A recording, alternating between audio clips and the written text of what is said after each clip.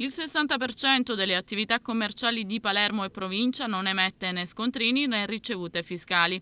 Un vero e proprio popolo di evasori, quello scoperto dalla Guardia di Finanza di Partinico, Bagheria e Termini Imerese, che hanno effettuato controlli fiscali estesi nei comuni di Carini e Cefalù per verificare il rispetto dell'obbligo del rilascio di scontrini e ricevute. Gli interventi sono stati svolti sulla base di precedenti attività di intelligence e analisi mediante le banche dati a disposizione dalle Fiamme Gialle.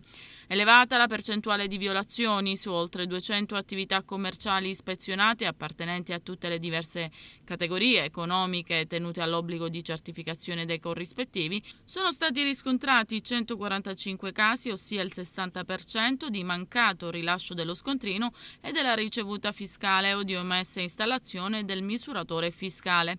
Una quota significativa degli interventi è stata concentrata nei mercatini rionali del territorio delle Madonie e dei principali centri cittadini di Partinico, Termini Imerese e Bagheria. Proprio nei mercati si è registrato il picco più alto di irregolarità, con un'incidenza pari all'85%.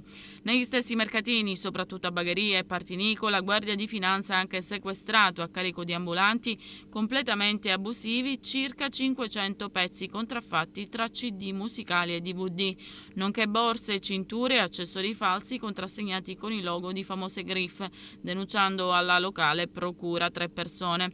Dall'inizio dell'anno a tutto il mese di maggio ammontano a 3.035 controlli sul rilascio di scontrini e ricevute fiscali svolti dalla Guardia di Finanza di Palermo su tutto il territorio provinciale, con una percentuale di irregolarità di circa il 47%, che sale all'82% nella sola città capoluogo.